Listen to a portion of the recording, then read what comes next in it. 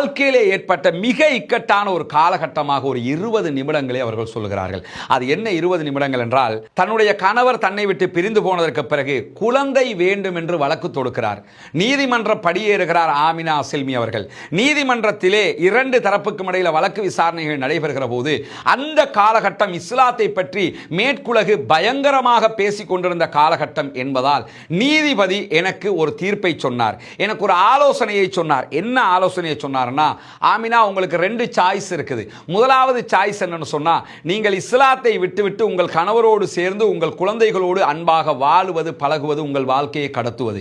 இரண்டாவது சாய்ஸ் என்னன்னு சொன்னா, இல்லை என்றால் உங்கள் கணவரை விட்டு நீங்கள் பிரிய வேண்டும், உங்கள் குழந்தைகள் உங்களுக்கு கிடைக்காது, கணவரோடு தான் குழந்தைகள் அனுப்பப்படுவார்கள். உங்களுக்கு இஸ்லாம் வேண்டும் என்றால் குழந்தைகளும் கணவரும் கிடைக்க மாட்டார்கள், குழந்தைகளும் கணவரும் வேண்டும் என்றால் உங்களுக்கு இஸ்லாம் இருக்கக்கூடாது. நீங்கள் எதை தேர்ந்தெடுக்கிறீர்கள்? உங்களுக்கு 20 நிமிடங்கள் நேரம் தருகிறோம் என்று நீதிமன்றம் அவர்களுக்கு 20 நிமிடங்கள் நேரம் கொடுக்கிறது. யோசிக்கிறாரு, யோசிச்சுக்கிட்டே இருக்கிறாரு. குழந்தையும் கணவரும் அன்பும் பாசமுமா, அல்லது நான் புரிந்து ஏற்றுக்கொண்டிருக்கக்கூடிய என்னுடைய மறுமைக்கு வெற்றியாக அமைக்கக்கூடிய புனிதமிக்க இஸ்லாமிய மார்க்கமா, இஸ்லாமா குடும்பமா, குடும்பமா இஸ்லாமா என்பதை மீண்டும் மீண்டும் மீண்டும் மீண்டும் மீண்டும் மீண்டும் யோசிச்சுக்கிட்டு நீதிமன்றத்தில் 20 நிமிடங்கள் தாண்டுகிறது.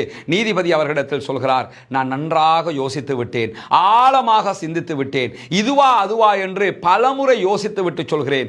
நான் ஏற்றுக்கொண்ட மார்க்கம் எனக்கு முக்கியமானது. நான் ஏற்றுக்கொண்ட நேர்வழியை விட்டு மீண்டும் வழிகேட்டை நோக்கி செல்ல முடியாது.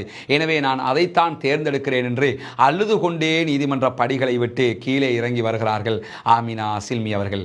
குழந்தைகளும் அவர்களை விட்டு சென்று விடுகிறார்கள். கணவரும் இல்லை, தகப்பனாரும் இல்லை, தாயும் இல்லை, சகோதரியும் இல்லை என்கிற நிலையில நான் வெளியே வந்து மீண்டும் இஸ்லாமிய சமூகத்தோடு இணைந்து இஸ்லாமிய பிரச்சாரங்களை ஆரம்பித்தேன். இறைவன் எனக்கு வழிகாட்டுவான் என்று நம்பினேன். எனக்கு நிம்மதிக்கு மேல் நிம்மதி கிடைத்துக் கொண்டே இருந்தது. இவ்வளவு இழப்புகள் எனக்கு ஏற்பட்டும் நிம்மதியை அது சீர்குலைக்கவில்லை.